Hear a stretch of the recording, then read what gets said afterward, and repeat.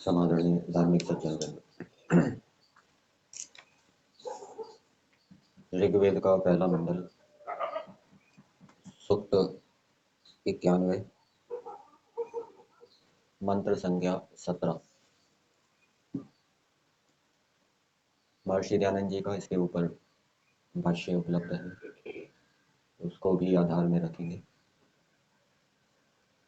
मंत्र है आप्यायस्व मदिन्तमा सोम विश्वेभिर अंशुभिः भवानः सुश्रवस्तमः सखा वृधे।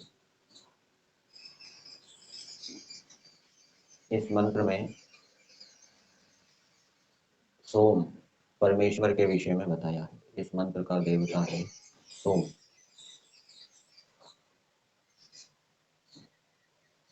और सोम का अर्थ किया है विद्या और ऐश्वर्य को देने वाला। परमेश्वर विद्या और ऐश्वर्य को देने वाला है, इसलिए परमेश्वर को सोम कहते हैं। शु प्रसव ऐश्वर्यो, इस धातु से ये बन जाएगा। तो ऐश्वर्य से जो युक्त है और विद्यादि ऐश्वर्य को जो देने वाला है, ऐसा परमेश्वर सोम है। फिर दूसरा शब्द आया है मदिन्तमः।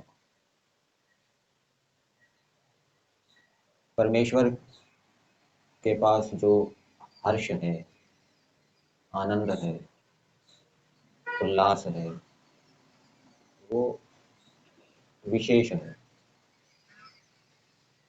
सबसे अधिक है। परमेश्वर सबसे अधिक हर्षित है, उल्लासित है, प्रसन्न है।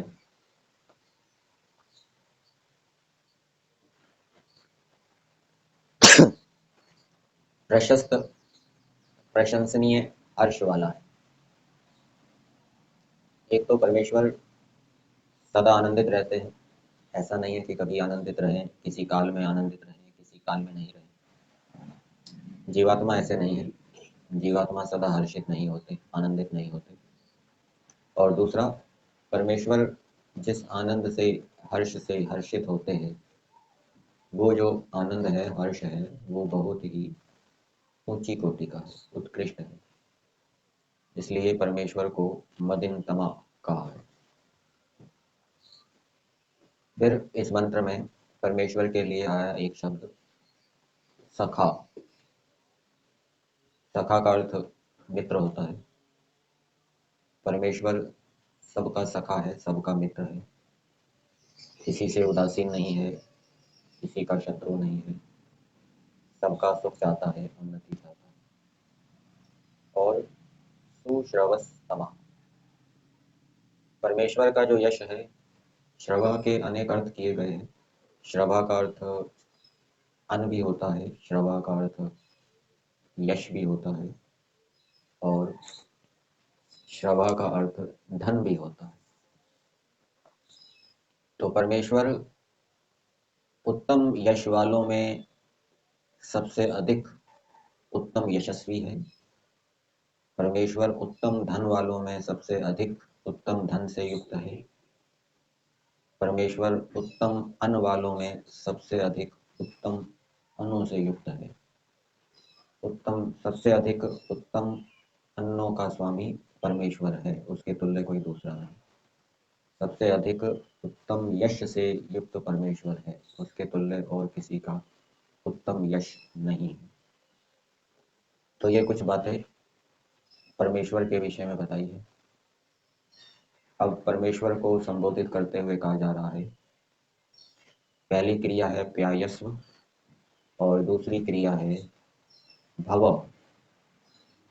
तो पहली क्रिया के माध्यम से परमेश्वर से प्रार्थना की जा रही है कि हे सोम परमेश्वर, ऐश्वर्य को, विद्या आदि ऐश्वर्य को देने वाले परमेश्वर, आप विश्वे भी अंशु भी आप्यायस्व, आप सब अंशुओं से, सब और से बढ़ो। अंशु सूर्य को भी कहते हैं। अंशु का अर्थ किरण भी होता है, और अंशु का अर्थ भाग भी होता है।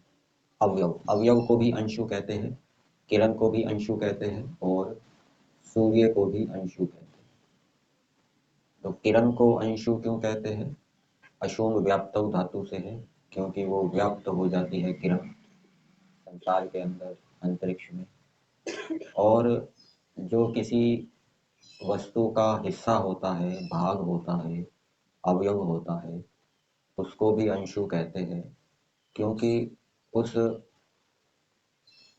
अवयव में, अंश में, भाग में उस पदार्थ के सभी गुण व्याप्त होते हैं। ठीक है, सोना है, सोने का एक भाग ले लीजिए, एक अंश ले लीजिए, उस सोने के एक भाग या एक अंश में सोने के सभी गुण व्याप्त होते हैं, इसलिए उसको भी सोना कहा जाता है।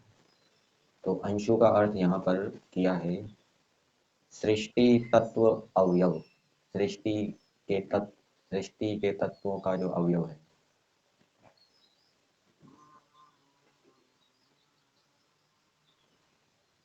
हिंदी भाग में इसका अर्थ दिया है सृष्टि के सिद्धांत भागों से। सृष्टि के सिद्धांत हैं, सृष्टि के सिद्धांत, सृष्टि के गुण कर्म स्वभाव समझना चाहिए, और उसके भागों से। तो परमेश्वर सृष्टि के अंदर जितने भी पदार्थ हैं उन सब के गुण कर्म स्वभावों को जानते हैं। यूं कहिए कि परमेश्वर सृष्टि के गुण कर्म स्वभावों को जानते हैं। सृष्टि के अंदर सूर्य है, सूर्य के गुण कर्म स्वभाव को जानते हैं, तो सूर्य के गुण कर्म स्वभाव ये सृष्टि के तत्व का अवयव हो जाएगा। इसी प्रकार से जल है, ये भी सृष्टि के अंतर्गत आता है। जल के गुण कर्म स्वभावों को परमेश्वर जानते हैं, तो ये भी सृष्टि के तत्व का अवयव है। तो परमेश्वर से प्रार्थना की जा रही है कि हे परमेश्वर, आप संपूर्ण सृष्टि विद्या को जानने वाले हैं। इस सृष्टि के अंदर जितने भी जड़ चेतन पदार्थ हैं उनके गुण कर्म स्वभावों को आप जानने वाले हैं। तो आप उन सब के साथ आप यायस्व, सब ओर से बढ़िए, सब ओर से बढ़िए। मतलब कि ईश्वर के पास जो सृष्टि के पदार्थों का विज्ञान है वो संसार के मनुष्यों को प्राप्त होता जाए। तो जैसे जैसे संसार के मनुष्य परमेश्वर से सृष्टि विद्या को प्राप्त करते जाएंगे, ऐसे मनुष्यों की संख्या बढ़ती जाएगी। तो क्या कहा जाएगा कि परमेश्वर बढ़ रहा है। ठीक है ना? तो परमेश्वर के पास जितनी भी सृष्टि विद्या है, जो विद्वान योगी धार्मिक हैं उनको ईश्वर की उपासना करके वो सृष्टि विद्या परमेश्वर से लेनी चाहिए, प्राप्त करनी चाहिए, और उस सृष्टि विद्या को दूसरे मनुष्यों को पढ़ाना चाहिए, जनाना चाहिए, जिससे कि वो भी विद्वान हो। तो इस प्रकार से पुरुषार्थ करने पर फिर ये जो प्रार्थना की है कि हे परमेश्वर आप सृष्टि विद्याओं के साथ बढ़ो, ये प्रार्थना क्या है, पूरी होगी। परमेश्वर फिर सहायता करेगा। प्रार्थना करने वाले को पुरुषार्थ भी करना पड़ेगा, परमेश्वर से सृष्टि विद्या की प्राप्ति के लिए उसको पुरुषार्थ करना पड़ेगा। पहले वो विद्वानों के पास जाएगा सृष्टि विद्या की प्राप्ति के लिए, वेद आदि शास्त्रों को पढ़ेगा, फिर उसके ऊपर चिंतन मनन करेगा, ईश्वर की उपासना करेगा, ईश्वर के विषय में भी, उस सृष्टि विद्या के विषय में, और नई नई बातें जानेगा। फिर उन जानी हुई नई नई बातों को दूसरों को बताएगा, और इस रूप में परमेश्वर सृष्टि विद्या के अवयवों के साथ या सृष्टि तत्व के अवयवों के साथ परमेश्वर बढ़ेगा। दूसरी प्रार्थना की है, हे परमेश्वर आप मित्र हो। ये प्रार्थना करने वाला कौन है? जिसने अपने गुण कर्म स्वभाव ईश्वर जैसे बनाए हैं, जिसने ईश्वर को मित्र बनाया है, फिर ईश्वर ने भी उसको मित्र के रूप में स्वीकार किया है। तो वो मनुष्य ईश्वर से प्रार्थना कर रहा है कि हे परमेश्वर आप मित्र हो, और बहुत उत्तम धनों वाले हो, बहुत उत्तम यश वाले हो। आप हमारी वृद्धि के लिए हो, आप हमारी वृद्धि के लिए हो, अर्थात आप हमारी वृद्धि करो। परमेश्वर से प्रार्थना कर रहे हैं कि आप हमारी वृद्धि करो। प्रार्थना तो कर रहे हैं, प्रार्थना करने के साथ प्रार्थी को पुरुषार्थ भी करना चाहिए, उसको अपनी वृद्धि के लिए पुरुषार्थ करना पड़ेगा। तो वृद्धि क्या है? वृद्धि क्या है? शरीर की वृद्धि, विद्या की वृद्धि, गुणों की वृद्धि, अच्छे अच्छे गुणों की वृद्धि, अच्छे अच्छे कर्मों की वृद्धि, इन सबको जानकर, इन सब के उपायों को जानकर कि शरीर की वृद्धि कैसे होती है, विद्या की वृद्धि कैसे होती है, अच्छे अच्छे गुण कर्मों की वृद्धि कैसे होती है, जानकर फिर पुरुषार्थ करते हुए फिर ईश्वर से भी वो सहायता मांगेगा। तो फिर ईश्वर क्या है, ऐसे पुरुषार्थी को सहायता करेगा। तो आप हमारी वृद्धि करने वाले हो। तो ये तो ईश्वर परक अर्थ हो गया, आध्यात्मिक अर्थ। इसका आदि भौतिक अर्थ भी है। सोम का अर्थ होता है विद्वान। एक विद्वान को संबोधित करते हुए कहा जा रहा है। एक वैदिक विद्वान कैसा होता है, जिसके पास सभी सृष्टि की विद्याएं होती है, वो विद्वान कैसा होता है? वो दूसरे मनुष्यों की अपेक्षा बहुत अधिक आनंदित, हर्षित, उल्लासित होता है, प्रसन्न होता है। तो ऐसे विद्वान को संबोधित करते हुए कहा जा रहा है कि हे विद्वान सोम, आपके पास जो सब सृष्टि की विद्याएं हैं, उन विद्याओं के साथ आप बढ़ो। तो विद्वान को कहा जा रहा है कि आप बढ़ो। तो विद्वान कैसे बढ़ेगा? जब विद्वान की जो विद्याएं हैं दूसरे मनुष्यों को भी प्राप्त हो जाएगी तो विद्वान बढ़ेगा।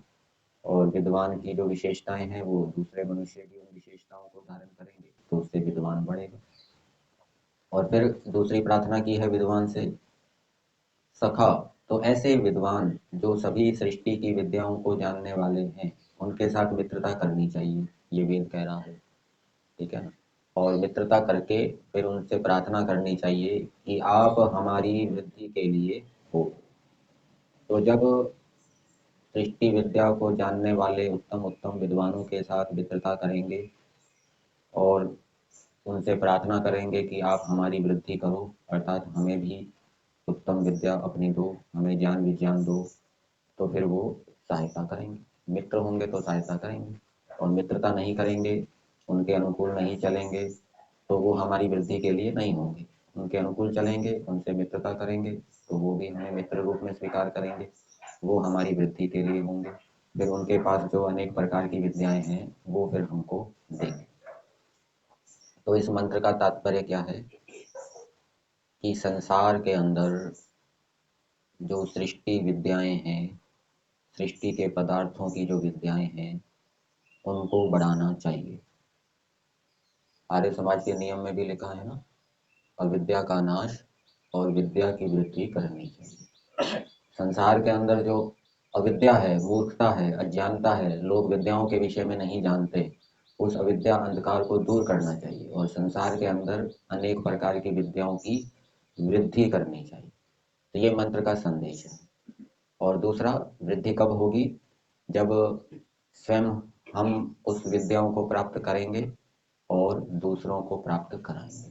तो स्वयं मनुष्य अनेक विद्याओं को प्राप्त करके उनको दूसरों को जनाए, ये मंत्र का संदेश है, जिससे कि संसार के अंदर विद्याओं की वृद्धि हो रही है।